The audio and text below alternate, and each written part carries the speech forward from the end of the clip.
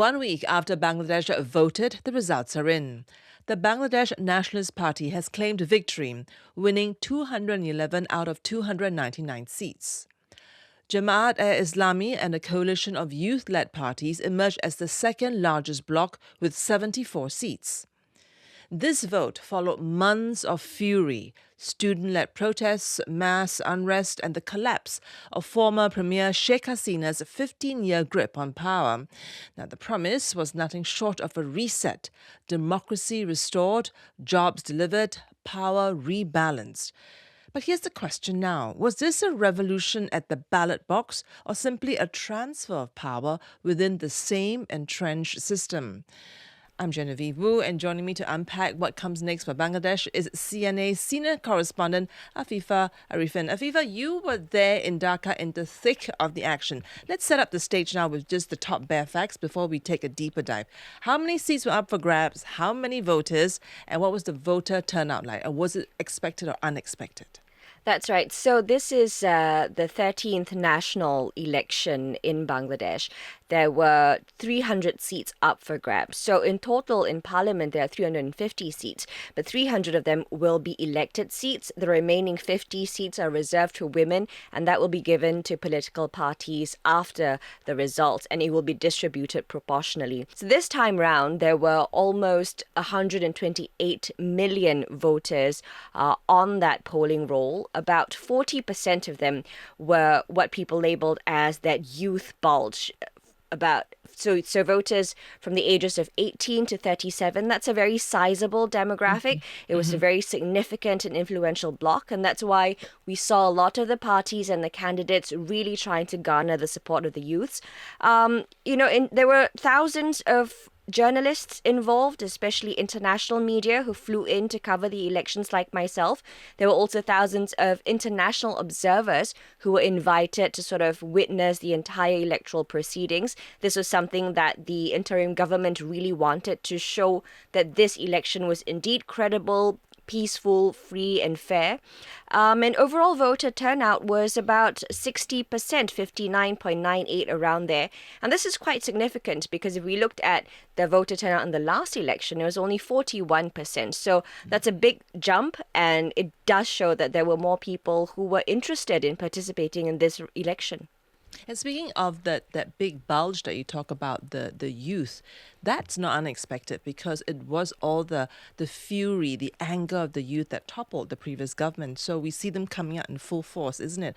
Did you feel all that emotion on the ground, the people that you spoke to? Indeed. So when I came in, I flew in about, I think, the last few days of campaigning.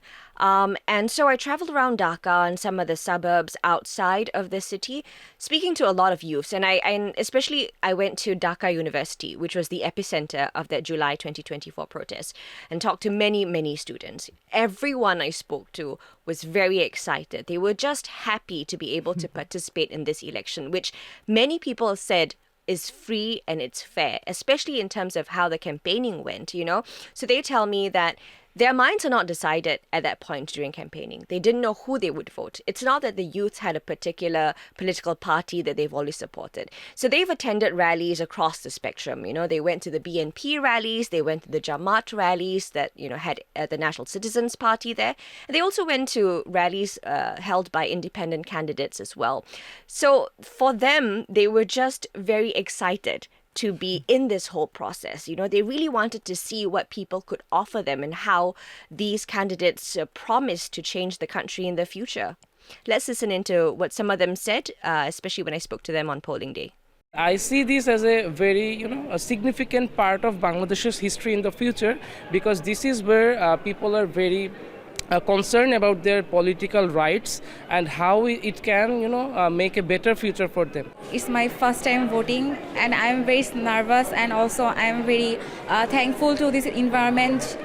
In my country, corruption is a very bad thing. I hope for betterment for my country, less corruption, better education, better job opportunity, everything. Afifah, the BNP has won by a landslide, some 2/3 of the majority. And I want your unvarnished take right here. Right? Does this result make Bangladesh more stable, or more volatile, given that BNP is part of what we call entrenched politics? It is one of the oldest political parties around. But the youth this time were campaigning for, for change, for renewal. They were tired of the old system. So what's your take? Well, I think it does make Bangladesh more stable. Number one, there is continuity. We have to remember that, yes, the BNP was entrenched in the old system, but they're also a party with experience, with governing experience. Jamaat, on the other hand, have always been either the opposition or completely barred from politics in Bangladesh. So the BNP leaders, many of the senior leaders have held governing experience. They've held cabinet, ministerial positions as well. So in that sense, they would know how to run a country. And even when I was speaking to many youths and asking them, would you still support the BNP? Many said that, they are not the Awami League. They were not part of the Sheikh Hasina government. And so many looked to Tarique Rahman, who, one, there was that dynasty politics, but two, people said that, he's lived abroad for over a decade. And so he's watched from the outside what are the things to do and what not to do. And so they had hope in him. I think while there is that stability, what we're going to see is that Jamaat has also gotten 68 seats together with their partner NCP, another 6 seats, so 74 seats. And what they would bring is that it's a very strong opposition. And a lot of observers I spoke to said that the BNP has to be aware of this, that Jamaat is not going to be quiet in parliament and play ball. They are going to be an active voice. They are going to represent the views of people who didn't vote for the BNP, especially the youth, who, had a lot of demands, or the other side of the coin, as they would say. And so things will be a lot more dynamic in parliament and for Bangladesh moving forward.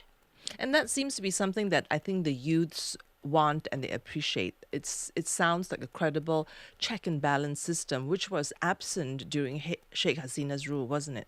Yes, that's right. So that is the key thing. This whole new system of check and balance is moving away from that one party dominance that we've seen all these time. Mm-hmm. And was there something in the result that you thought maybe no analyst seriously predicted, or one observation that surprised you? Yeah, so I think during the campaign, when I asked people, who do you think would win? Whether do you think it's a BNP or Jamaat? My own observations was that I thought the BNP would have an edge. When I attended the rallies and I felt the vibes of the crowd and, just talking to people, many of them seemed that they were leaning towards the BNP compared to the Jamaat crowd, which was much lesser than the BNP crowd. But so everyone was telling me, oh, it's going to be competitive. It will be a close race. There might even have to be some horse trading afterwards. Who knows? It will all just be one big coalition. So I think this landslide victory of 211 seats, it's a no mean feat, and I think that was one of the things that people were very surprised by, just how much the BNP could win. Another thing was the performance of the youth candidates in this election. The NCP, the National Citizens Party, which was formed post-2024, they were led by some of the key student leaders in that 2024 protests. They contested 30 seats, but they only won 6. And also some of the other student leaders from the protests, they contested as independent candidates. And many of them were very popular figures back then. But none of them managed to win a seat as an independent candidate, despite all the hype surrounding them. Mm-hmm. So I thought that was quite an interesting take. Mm-hmm.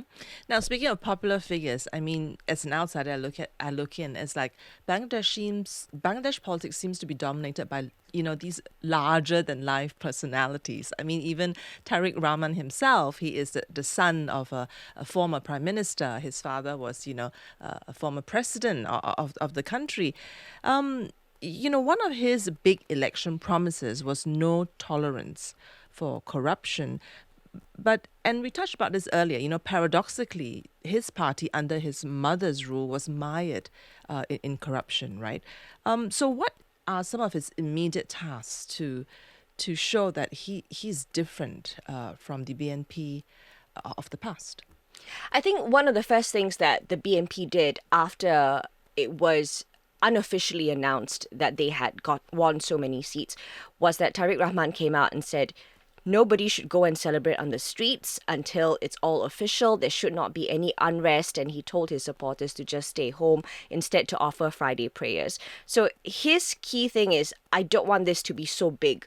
I don't want celebrations to spill onto the streets, which then could potentially lead to any unrest because of possible clashes. Second thing he did was he also visited the Shafiqur Rahman, who is the leader of the Jamaat-e-Islami coalition. They had a meeting after the election, and in that meeting, Tarique had said to Mr. Shafiqur that he wants things to be peaceful. He wants both sides to work together for the betterment of the country. And in his first press conference after the election commission announced the results, he talked about how there should be peace in the country, how both sides should work together, even though people may have differing views, but that unity is the most important thing for the country to move forward. So this is what he said at that press conference. This victory belongs to democracy. This victory belongs to the people who aspire to and have sacrificed for democracy. I call upon all democratic political parties that participated in the election. Your ideas and views are important to us in the nation-building process. Our paths and opinions may differ, but in the interest of the country, we must remain united. The young voters helped to topple Sheikh Hasina, but the youth-led coalition, together with Jamaat-e-Islami, they came in second. Is that good enough for the youths? Well, many of the youths I spoke to after the results came out say that they're quite happy with the BNP leading the country. And that's because a lot of them had placed their trust in the National Citizens Party, that student-led party that we were talking about earlier.